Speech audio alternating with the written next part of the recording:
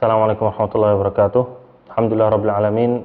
Wassalatu wassalamu ala asyrafil anbiya wal mursalin nabiyina Muhammadin wa ala alihi wa sahbihi wa man tabi'ahum bi ihsanin ila yaumiddin. Ikhwata rahimani wa rahimakumullah. Insyaallah pada hari ini kita akan melanjutkan kajian kita dari Kitabut Tauhid alladzi huwa haqqullahi 'alal 'abid. Kitab yang ditulis oleh Syekh Muhammad Ibn Abdul Wahhab rahimahullahu taala. Dan kita sekarang sudah sampai alhamdulillah di bab yang ke-30. Di bab yang ke-30 yaitu bab majaa fil istisqa bil anwa. Bab ini berkaitan dengan bab yang sebelumnya tentang masalah perbintangan, yaitu bab tentang perkara minta hujan kepada bintang-bintang. Minta hujan atau mengharap hujan kepada bintang-bintang. Baik. Di sini bintang-bintang yang dimaksud di sini, yang disebutkan di sini anwa. Anwa itu adalah bentuk majmu dari yang kata tunggalnya adalah nau. Artinya itu najm atau nujum. Dan ini bintang tertentu. Ini bintang tertentu yang dimaksudkan di sini adalah bintang tertentu yang juga disebutkan oleh Nabi Shallallahu Alaihi Wasallam. Anwa atau masalah minta hujan kepada anwa, nau atau bintang-bintang tertentu ini maksudnya adalah 28 bintang yang diketahui kemunculannya masing-masing setiap 13 hari. Jadi ada 28 bintang totalnya, satu persatu itu muncul setiap 13 hari. Setiap 13 hari muncul satu bintang dan bintang yang sebelumnya itu terbenam, hilang, digantikan bintang yang baru. 13 hari kemudian bintang yang tadi terbit itu terbenam, muncul lagi bintang yang baru. Nah, ini maksudnya nau atau anwa. Dan ini akan terus berlangsung sampai 1 tahun. Sampai 1 tahun. Dan jumlah selama 1 tahun itu bintang yang muncul itu ada 28.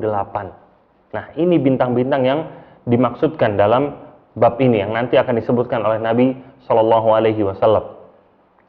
Kemudian dahulu orang-orang jahiliyah ketika melihat satu bintang ini yang hilang dan digantikan oleh bintang yang lain, setelah 13 hari kemudian digantikan sama bintang yang lain, kemudian turun hujan, maka mereka bilang kita ini diberikan hujan oleh bintang ini atau bintang itu, kata dia. Oleh bintang ini, kata dia, kita turun hujan gara-gara bintang ini. Ini yang mau dijelaskan oleh Syekh dan juga dinukilkan dari hadis-hadis Nabi Shallallahu Alaihi Wasallam. Jadi masalah bintang-bintang tertentu ini. Di sini Syekh menyebutkan 1 ayat dan juga 2 hadis.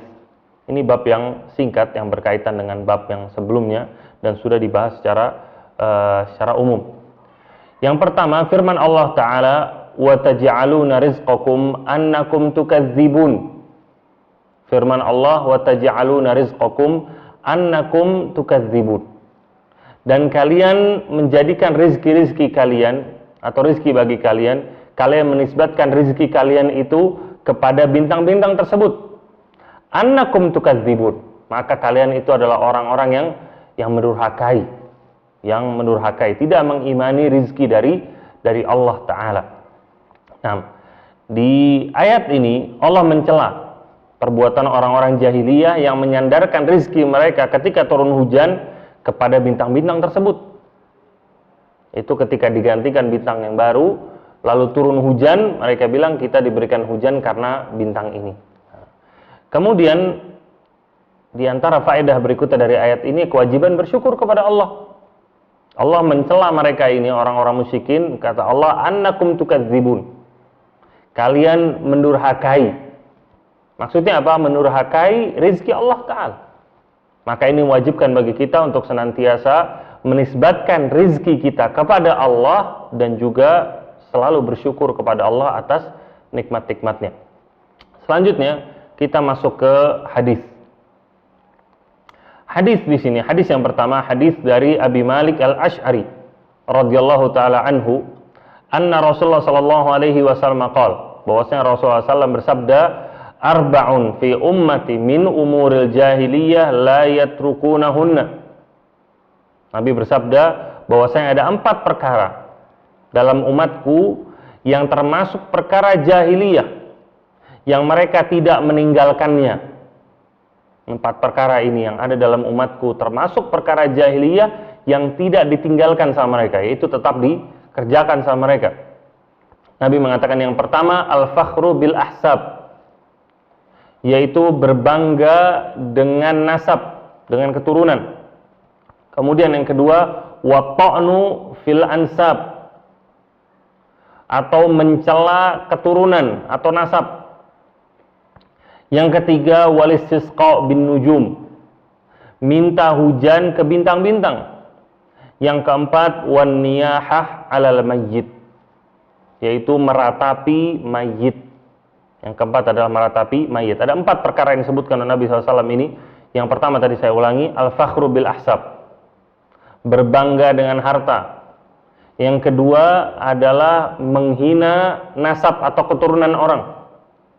Yang ketiga, minta hujan kepada bintang.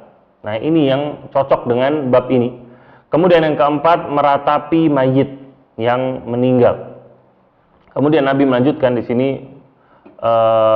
disebutkan dalam riwayat yang lain, waqal an-naihah idza lam tatub qabla mautiha, orang yang suka meratapi mayit kalau dia tidak taubat sebelum dia meninggal, tuqamu yaumal qiyamati wa 'alaiha sirbalun min qatiranin wa dir'un min jarab.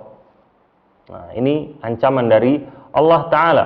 Kalau dia tidak taubat sebelum dia meninggal dunia, maka dia akan dibangkitkan pada hari kiamat dengan dilumuri besi yang meleleh, yang itu menjadi seperti baju bagi dirinya, menjadi seperti baju. Dan ini ancaman bagi orang-orang yang meratapi mayit.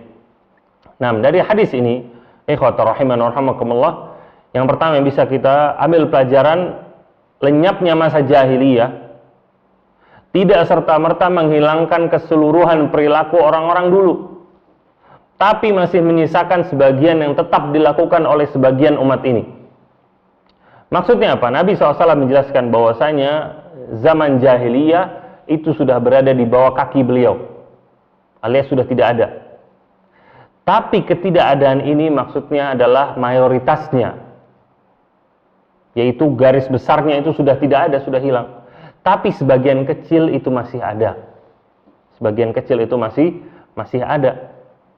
Maka dari itu Nabi mengatakan di sini ada 4 perkara termasuk perkara jahiliyah yang tidak ditinggalkan oleh umatku. Maka Nabi ini menjelaskan masih adanya perkara-perkara yang kecil ini yang masih dilakukan oleh sebagian dari umatnya. Dan ini juga bantahan bagi orang-orang yang mengatakan ketika Nabi bilang zaman jahiliyah sudah nggak ada, berarti nggak ada lagi kemaksiatan, kata mereka. Nggak ada lagi yang namanya kesyirikan, nggak ada lagi namanya kebid'ahan, nggak ada yang lagi penyembahan kepada selain Allah. Ya, orang sudah bilang syahadat la ilaha illallah, berarti semuanya tauhid sudah. Nggak mungkin ada yang berbuat syirik, kata mereka. Nah, ini salah. Ini adalah sebuah kesalahan. Karena tadi apa? Lenyapnya masa jahiliyah bukan berarti seluruh perilaku mereka itu atau perilaku orang-orang jahiliyah itu hilang. Tapi ada sebagian yang masih tetap ada, dan ini yang disebutkan oleh Nabi SAW. Kemudian juga dari hadis ini adanya larangan mengharapkan hujan dari bintang-bintang. Sebagaimana Nabi tadi sebutkan, walistisqa bin nujum. Di antara perkara jahiliyah adalah minta hujan kepada bintang-bintang.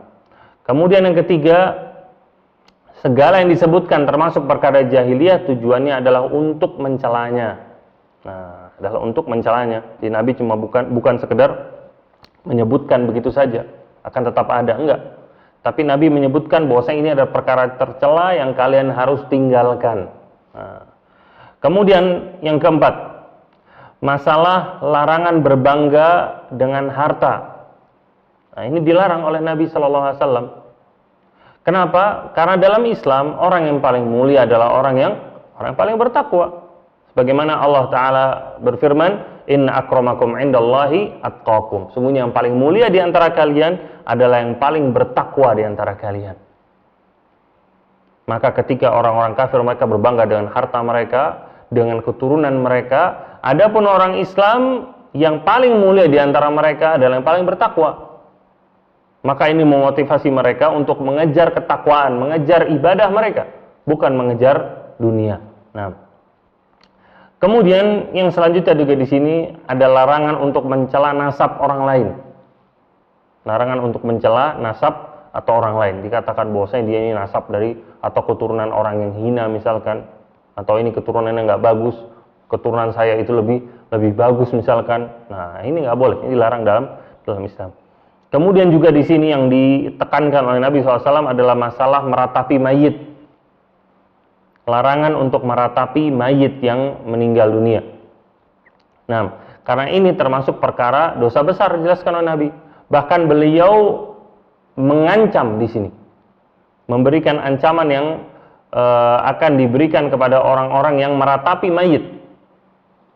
Bahwasanya dia akan dilumuri dengan besi yang panas hingga menjadi seperti baju bagi dirinya.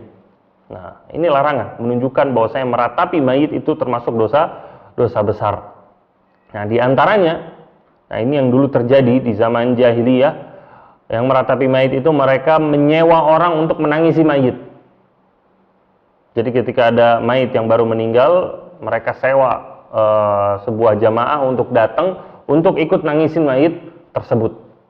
Dan di sebagian daerah di dunia ini dan di Indonesia khususnya itu masih ada seperti ini. Masih ada yang seperti ini. Dan ada bentuk-bentuk yang lain juga. Orang-orang yang datang dikasih duit untuk mendoakan mayit tersebut misalkan. Nah, ini untuk apa? Ini ada contohnya.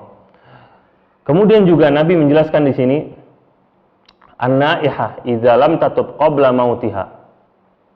Seorang yang suka meratapi mayit, kalau dia tidak taubat sebelum dia meninggal, maka dia disebutkan ancaman oleh Nabi SAW. Maka ini menunjukkan taubat itu bisa menghapuskan dosa apapun.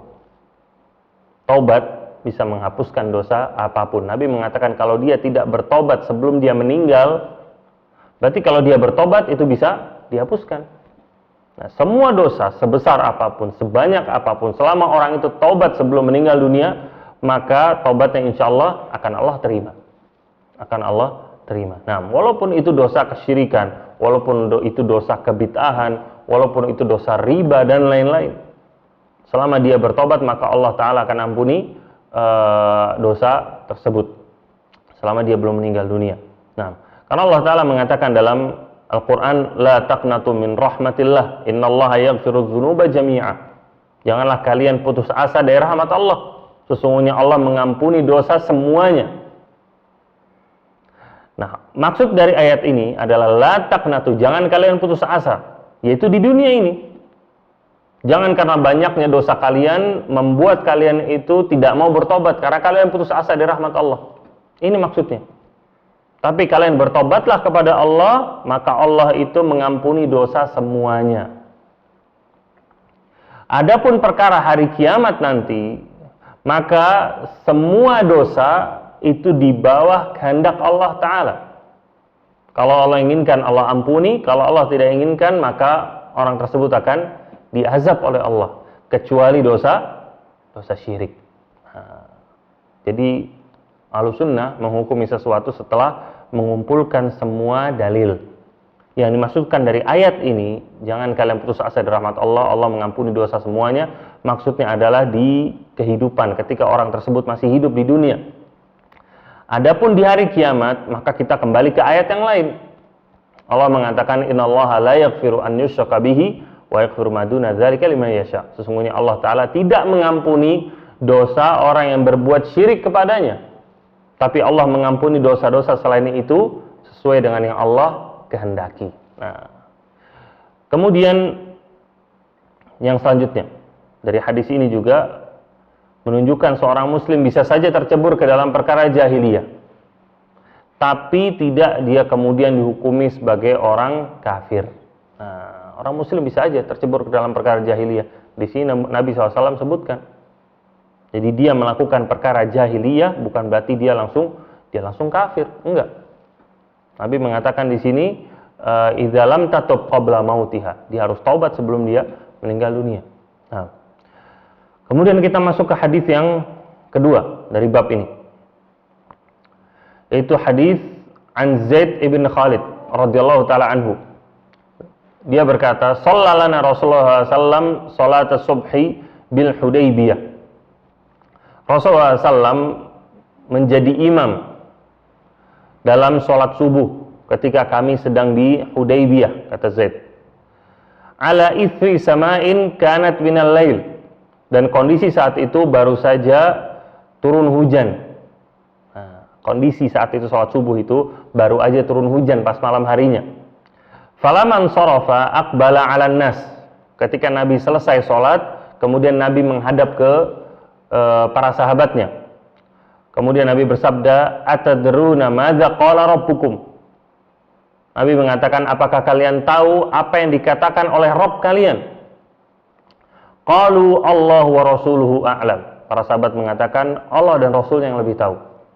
Kemudian Nabi bersabda, qala Allah Ta'ala, Allah Ta'ala berfirman, asbaha min ibadi mu'minun bi wa kafir. Allah mengatakan, ada hamba-hambaku yang masuk di pagi hari dalam kondisi mukmin, dan ada juga yang dalam kondisi kafir. Fa amma man qala mutirna bi fadlillahi wa rahmatihi fadzalika mu'minun bi kafirun bil kawakib.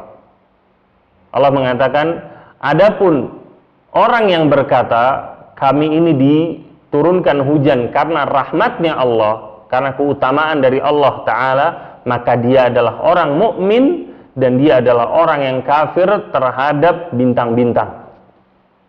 Dia mukmin kepada Allah. Nah, wa amma man qala, adapun orang yang berkata, kata Nabi SAW, mutirna binau'i kadza wa kadza, kita ini diturunkan hujan karena bintang ini dan juga bintang itu, fadzalika kafirun bi mu'minun bil kawakib, maka dia adalah orang yang kafir terhadapku atau kufur terhadapku dan beriman kepada bintang-bintang.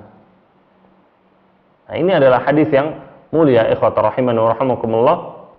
Dari hadis yang mulia ini kita bisa mengambil pelajaran. Di antara yang pertama, pentingnya memperhatikan keadaan sekitar dan juga alam. Ini kita sudah pernah singgung di bab yang sebelumnya dulu. Jadi di sini kita ulangi lagi, pentingnya untuk memperhatikan keadaan sekitar dan juga alam. Jadi seorang muslim itu tidak acuh, tapi dia memperhatikan.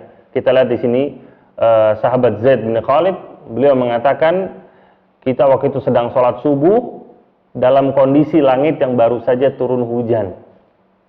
Dia memperhatikan kondisi sekitar. Karena dalam kita memperhatikan kondisi itu, kita bisa mengambil banyak pelajaran. Kita bisa mengambil banyak pelajaran, banyak faidah, kita bisa tadabbur alam dan lain-lain. Kemudian yang kedua, hikmah dalam berdakwah dan memberikan nasihat. Bahwa saya memberikan pelajaran yang sesuai dengan kondisi, apalagi yang berhubungan dengan akidah. Nah, di hadis ini Nabi SAW mengajarkan kepada kita untuk hikmah dalam berdakwah. Dalam artian ketika menyampaikan suatu pelajaran, di antaranya yang harus diperhatikan adalah ketepatan dari waktunya dan juga tempatnya. Nabi melihat waktu tersebut adalah waktu yang paling pas untuk menyinggung masalah ini. Menyinggung masalah perbuatan sebagian orang yang menisbatkan hujan kepada bintang-bintang. Nah, ini masalah akidah. Ketika waktunya atau momennya itu pas, maka Nabi sampaikan sabdanya ini. Nabi mengatakan bahwasanya Allah berfirman, ada di pagi hari hamba-hambaku yang mukmin dan juga yang kafir, sampai akhir. Kemudian di sini juga larangan menisbatkan hujan kepada bintang tertentu. Ini sudah kita bahas sebelumnya. Di sini juga ada kewajiban untuk selalu bersyukur kepada Allah. Di hadis ini juga diajarkan kepada kita ketika turun hujan, maka kita mengatakan mutirna bi fadlillahi wa rahmatihi. Nah, dan ini kita katakan dengan lisan dan juga kita yakini dengan hati kita bahwasanya kita diberikan hujan ini karena keutamaan dari Allah dan juga rahmatnya Allah Ta'ala. Nah, ini sekian dari bab ini, ikhwatar rahimani wa rahimakumullah. Sekarang kita masuk ke bab yang berikutnya, bab yang ke-31. Bab yang ke-31 yaitu bab qaulillahi ta'ala wa minan nasi may yattakhidhu min dunillahi andada yuhibbunahum ka hubbillah, yaitu bab tentang firman Allah Ta'ala, dan di antara manusia ada yang dia menjadikan selain Allah sebagai tandingan. Bentuknya seperti apa? Yuhibbunahum ka hubbillah. Orang-orang ini mencintai tandingan tersebut seperti cintanya kepada Allah. Walladzina amanu asyaddu hubban lillah. Adapun orang-orang yang beriman, maka cintanya yang paling hebat, yang paling tinggi adalah kepada Allah Ta'ala. Ini ayat yang mulia, ikhwata. Ini ayat yang luar biasa, yang banyak sekali pelajaran yang bisa kita petik di sini. Yang pertama yang harus dijelaskan di sini, sempurnanya cinta kepada Allah menunjukkan kesempurnaan tauhid dalam diri. Maka sempurna cinta seorang kepada Allah menunjukkan tauhid dalam dirinya itu sempurna. Maka ini bisa dipahami, orang yang kurang rasa cintanya kepada Allah berarti kurang tauhidnya kepada Allah Ta'ala. Kenapa harus dikatakan seperti itu? Karena setiap orang pasti mencintai orang yang berjasa sama dia. Seorang anak mencintai orang tuanya karena orang tuanya berjasa sama dia. Seorang yang pernah kelilit hutang, dia cinta sama orang yang membebaskan hutangnya dia. Seorang murid, dia cinta sama gurunya karena gurunya berjasa sama dia, telah mengajarkan kepada dia, dan hal-hal yang lain. Itu dia cinta. Maka ketika seorang tidak cinta sama orang yang berjasa bagi dirinya, maka kita katakan dia adalah orang yang tidak bersyukur. Adapun kita selalu bersyukur, kita cinta kepada orang yang berjasa sama hidup kita, sama yang membesarkan kita, yang mendidik kita, yang membantu kita, yang memberikan kita nafkah, kita berterima kasih sama dia. Ini cinta kita itu menunjukkan rasa terima kasih kita kepada orang tersebut. Maka apalagi kepada Allah Ta'ala. Allah yang memberikan kepada kita segalanya. Allah yang menciptakan, memberikan kita rezeki, yang menghidupkan kita, yang mematikan kita. Allah yang mengurus kita dari kecil, memberikan orang tua yang perhatian kepada kita, memberikan guru-guru yang mendidik kita semua dengan baik. Ini adalah jasanya Allah, nikmatnya Allah kepada kita. Maka wajib bagi kita untuk mencintai Allah. Makin tinggi cinta kita kepada Allah, berarti makin tinggi rasa syukur kita kepada Allah. Makin kita mengakui tentang keesaan Allah Ta'ala. Nah, ini kaitan tentang masalah tauhid. Kemudian tentang perkara cinta, ikhwatah, ini yang perlu diperhatikan.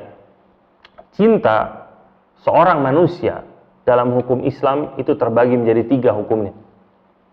Cinta seorang manusia, ya, atau yang mau diberikan oleh manusia, itu terbagi jadi 3. Yang pertama, cinta yang disyariatkan atau diharuskan. Yang kedua, cinta yang diperbolehkan.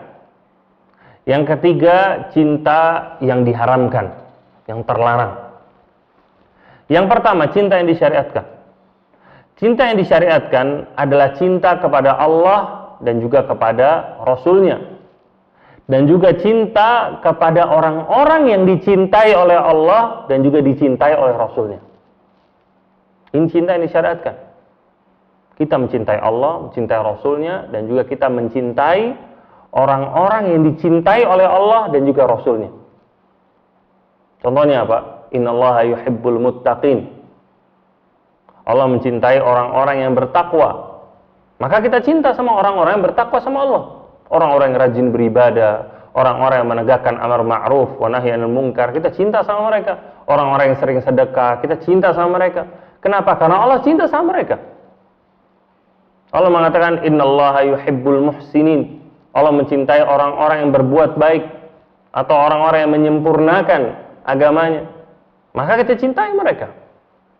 Ini diantara bentuk contohnya.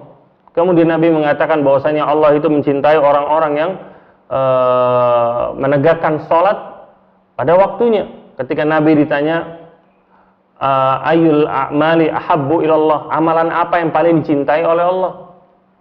Nabi mengatakan as-salatu ala waqtiha, kemudian wa birrul walidain, wal jihadu fi sabilillah. Amalan yang paling dicintai oleh Allah, Nabi menyebutkan yang pertama adalah sholat pada waktunya. Kemudian berbakti sama orang tua. Kemudian yang ketiga jihad fi sabilillah. Maka ketika Allah mencintai orang-orang yang melakukan amalan-amalan ini, maka kita pun cinta sama mereka. Kita cinta sama orang-orang yang senantiasa sholat pada waktunya. Kita cinta sama orang-orang yang selalu berbakti sama orang tuanya. Kita cinta sama orang-orang yang pergi berjihad di jalan Allah Ta'ala. Kita cinta sama mereka sebagaimana Allah dan Rasulnya cinta sama mereka. Maka ini adalah cinta yang disyariatkan. Kemudian bentuk cinta yang kedua adalah cinta yang diperbolehkan. Cinta yang diperbolehkan. Cinta yang diperbolehkan ini ada syaratnya. Dia dihukumi boleh selama kadarnya tidak menyamai cinta kepada Allah dan cinta kepada Rasul. Selama kadar kecintaan itu tidak menyamai cinta kepada Allah dan cinta kepada Rasul. Selama tidak menyamai kadarnya ini, maka hukum cinta ini cinta yang boleh. Contohnya apa? Cinta seperti tabiatnya manusia. Manusia cinta kepada istrinya, kepada orang tuanya, kepada anaknya, kepada keluarganya, kepada temannya. Maka ini adalah cinta sebagai tabiat manusia. Maka ini nggak ada masalah. Dan termasuk di sini kata sebagian para ulama adalah cinta kepada anggota keluarga yang kafir. Kepada anggota keluarga yang kafir. Dengan kecintaan yang tabi'i, dengan kecintaan yang tabiat, kecintaan manusia saja. Tidak sampai dia menggadaikan agamanya atau akidahnya. Tidak dia lebih mencintainya daripada mencintai Allah dan Rasulnya atau mencintai orang-orang mukmin. Tidak, tapi cinta tabiat manusia. Maka ini hukumnya apa? Hukumnya boleh, nggak ada masalah. Allah yang menciptakan ada rasa cinta dalam hati kita.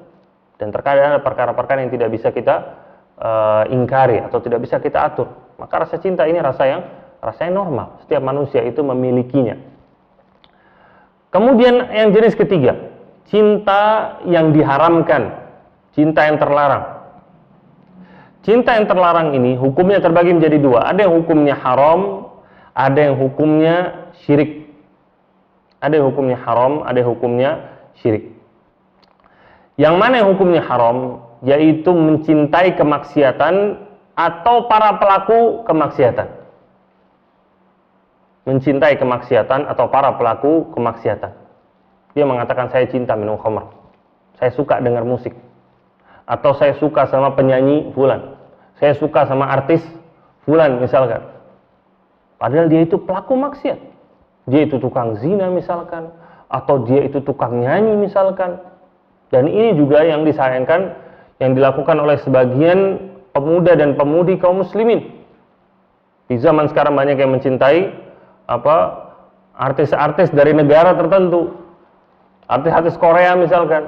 Ini sedang ramai, suka musik mereka, suka filmnya mereka, sampai poster mereka ditaruh di kamar mereka atau dijadikan wallpaper di handphone mereka, menunjukkan kecintaan kepada mereka. Ini adalah kecintaan yang haram. Kenapa kita harus mencintai mereka? Apa yang menjadi kehebatannya mereka? Mereka adalah orang-orang pelaku maksiat.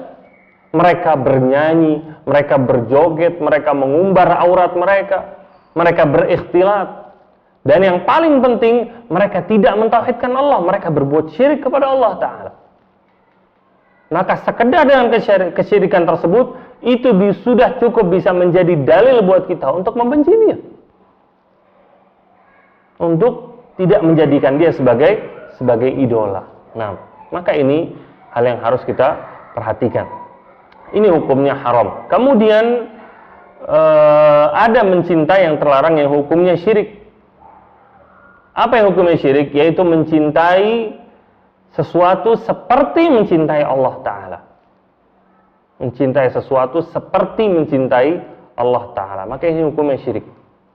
Maka apalagi tidak mencintai Allah, malah mencintai Tuhan-Tuhan yang lain. Maka ini perkara yang lebih parah lagi. Kemudian ikhwatah, kita masuk ke dalam bab ini. Dalam bab ini penulis menukilkan 2 ayat dan juga 3 hadis. 2 ayat dan 3 hadis. Ayat yang pertama yaitu ayat dari bab ini dalam surat Al-Baqarah di ayat ke-165. Dan di antara manusia ada yang dia menjadikan selain Allah sebagai tandingan, dan dia mencintai selain Allah itu seperti kecintaannya kepada Allah Ta'ala. Adapun orang-orang yang beriman, maka kecintaannya yang tertinggi adalah kepada Allah Ta'ala. Nah, dari ayat ini menunjukkan mencintai sesuatu seperti kecintaan kepada Allah adalah perkara kesyirikan. Mencintai sesuatu seperti mencintai Allah, ini cintai kepada Allah. Dia mencintai sesuatu yang lain seperti cintanya kepada Allah, ini sebuah kesyirikan. Allah sendiri mengatakan dalam Al-Quran, dan di antara manusia ada yang dia menjadikan tandingan-tandingan selain Allah. Tandingan. Karena apa? Dia mencintai tandingan tersebut seperti cintanya kepada Allah. Allah mengatakan tandingan karena cintanya sama, diberikan cinta yang sama. Maka apalagi jika melebihi kecintaan pada Allah. Dia lebih cinta sama sesuatu ini daripada cinta kepada Allah Ta'ala. Atau lebih parah lagi, dia tidak cinta sama Allah, dia cintai sama Tuhan yang lain. Nah, itu perkara yang lebih parah lagi. Kemudian juga dari ayat ini, kecintaan besar kepada Allah tidak manfaat jika tidak ada pengesaan cinta hanya untuk Allah. Allah di sini menegur orang-orang musyrik yang mereka mencintai Allah atau mencintai selain Allah seperti kecintaannya kepada Allah. Berarti orang-orang musyrik juga cinta kepada Allah. Tapi Allah katakan mereka itu membuat tandingan karena cinta disamakan sama Tuhan-Tuhan mereka. Dan Allah nggak mau ini. Walaupun mereka cinta sama Allah, Allah nggak rela, Allah nggak ridho. Karena mereka cinta sama selain Allah seperti kecintaannya kepada Allah.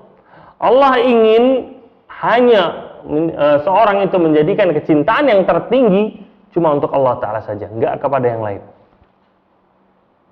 Maka ini yang perlu diperhatikan. Kemudian ayat yang kedua. Ayat yang kedua, ini ayat yang panjang.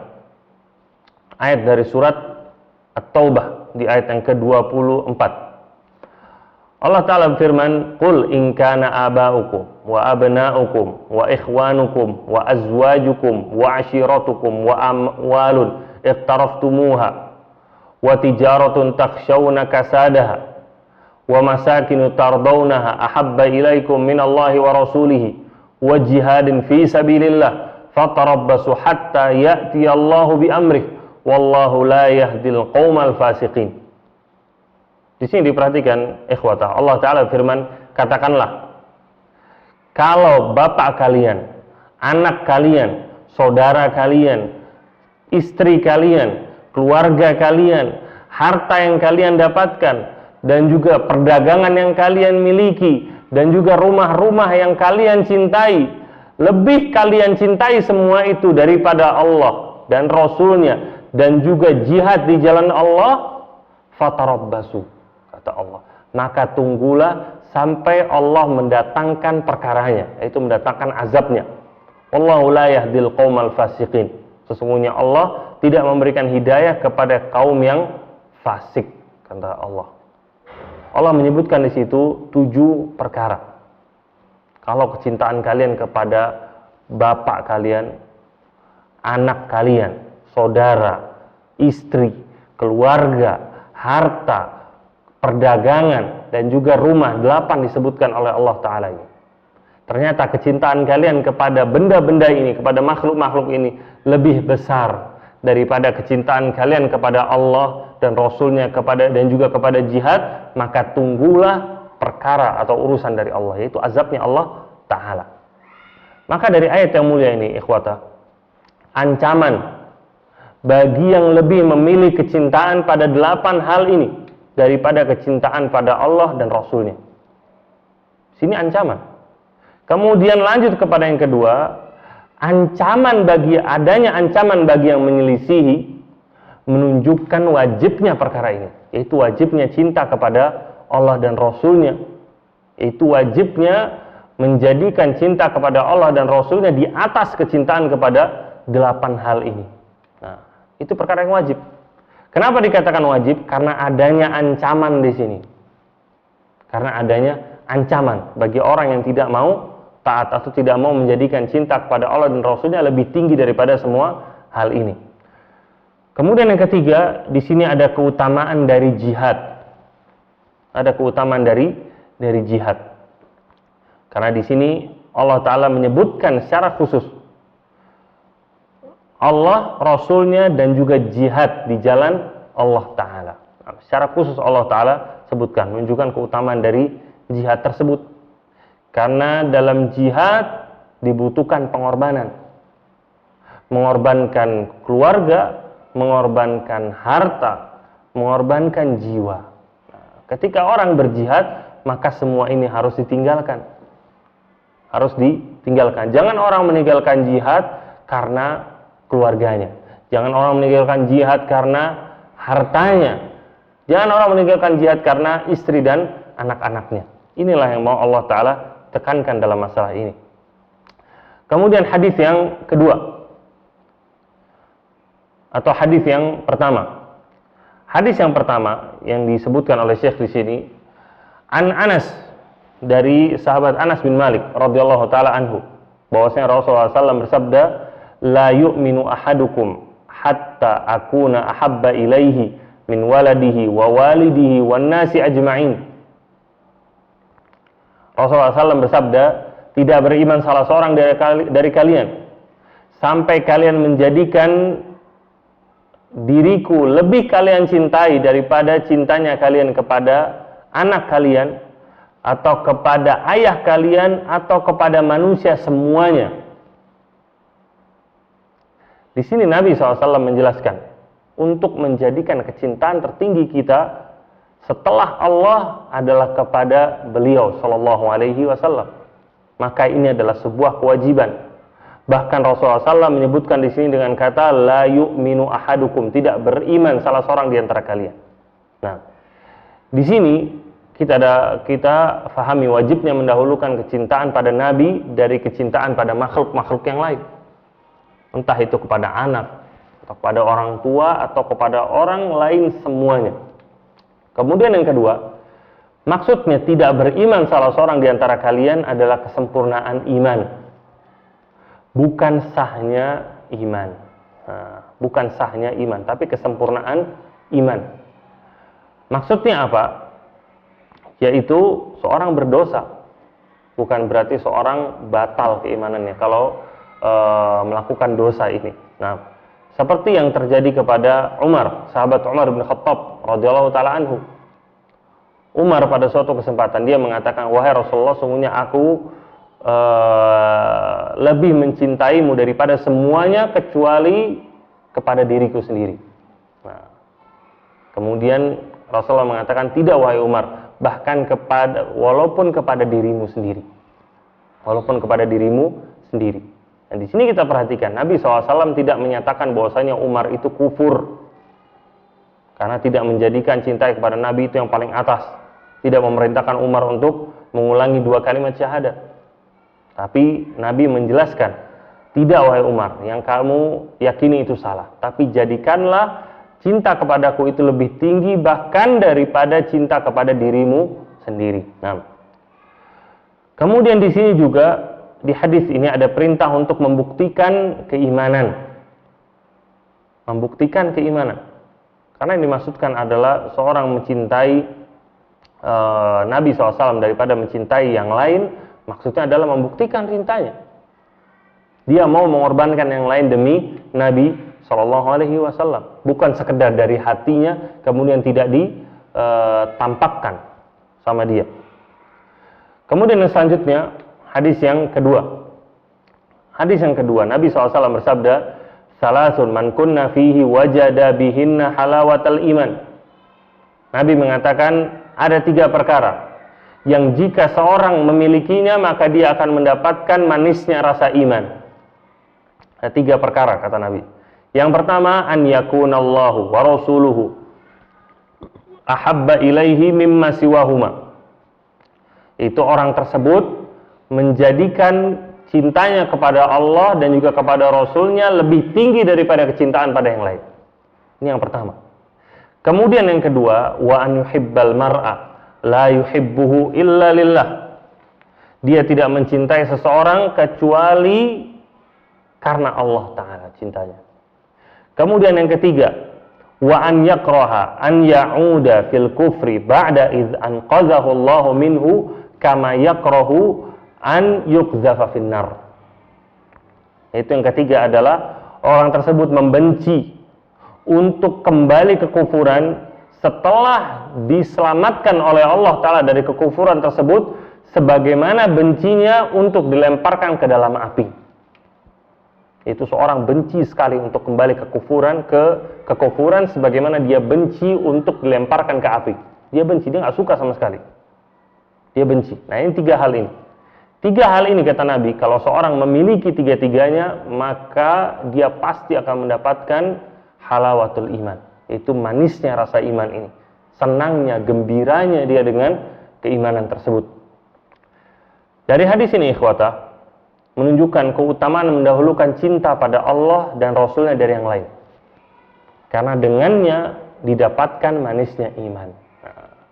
Kemudian yang kedua, tulusnya kecintaan seorang mukmin kepada Allah.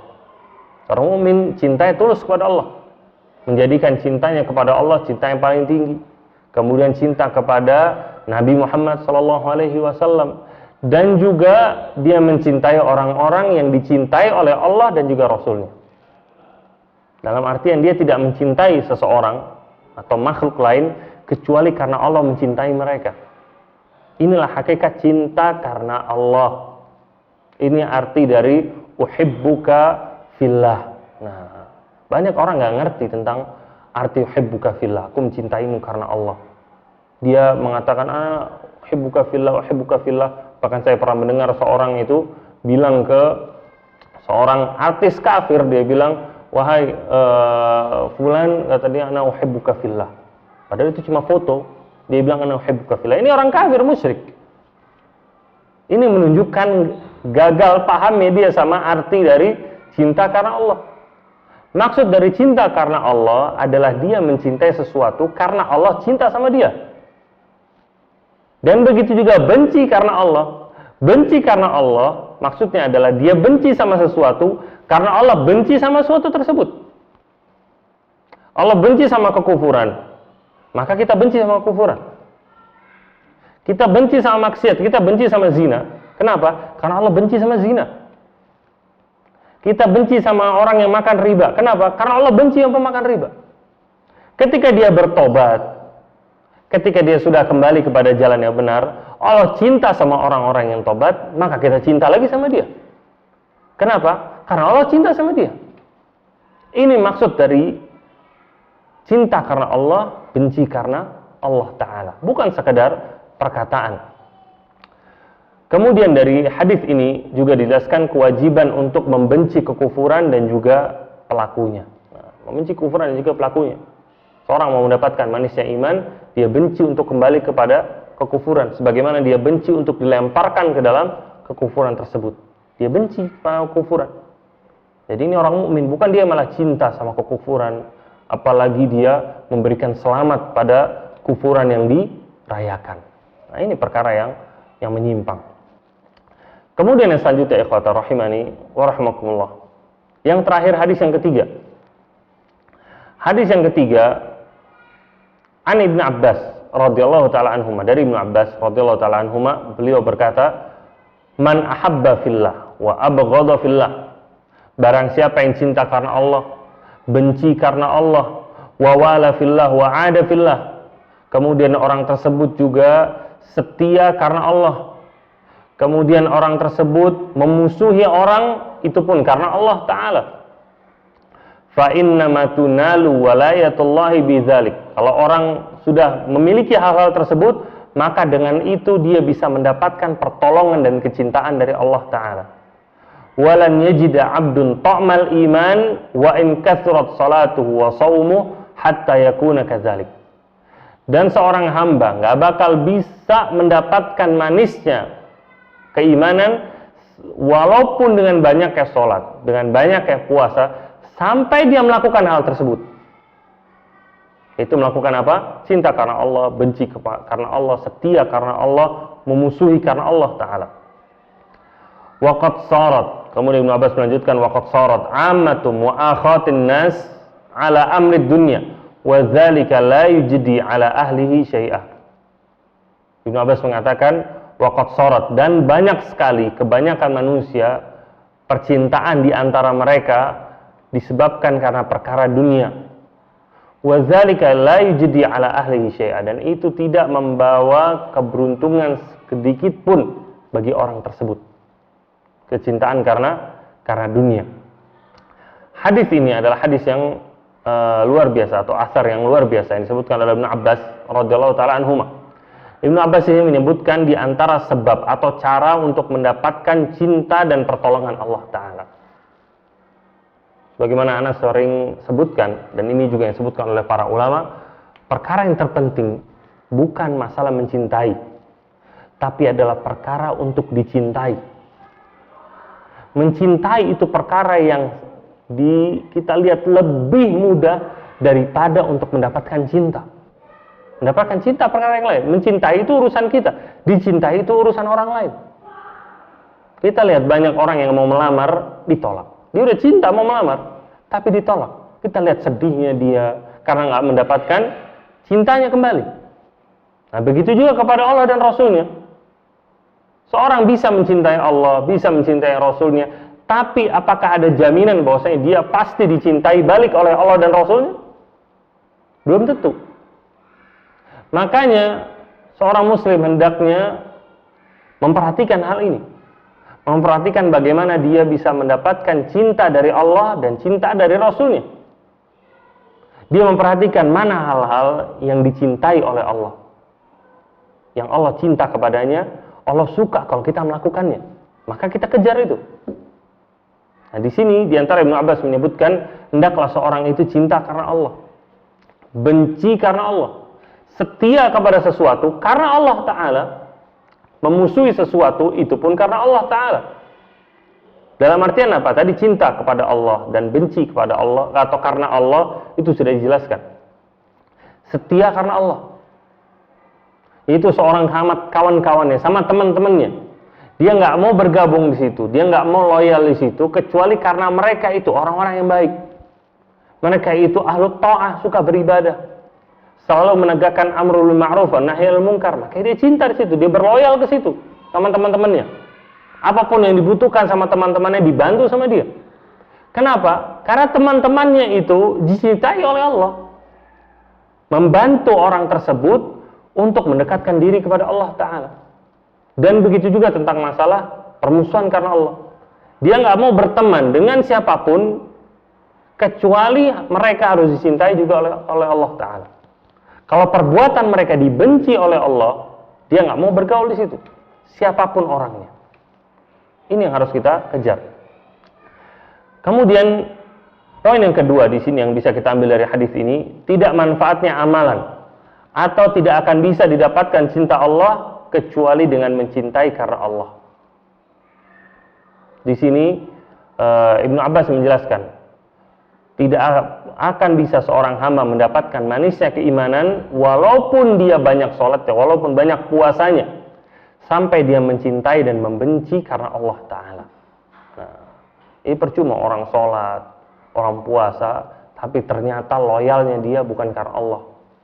Dia berloyal sama orang-orang musyrik, misalkan sama orang-orang kafir. Maka ini percuma, kata Ibnu Abbas. Dia nggak bakal dicintai oleh Allah dan nggak bakal ditolong oleh Allah Ta'ala.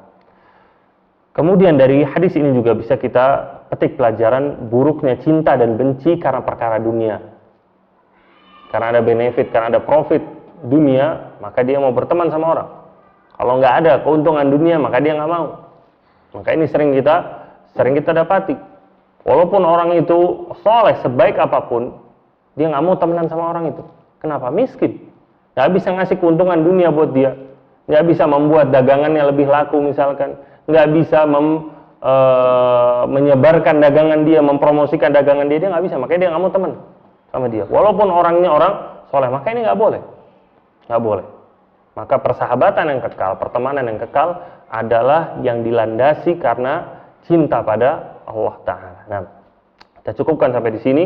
Wallahu ta'ala, insyaallah akan kita lanjutkan pada pertemuan yang selanjutnya. Aqulu qouli hadza wa sallallahu nabiyana Muhammad wa ala alihi wa sahbihi wa tabi'in bi ihsan. Wassalamualaikum warahmatullahi wabarakatuh.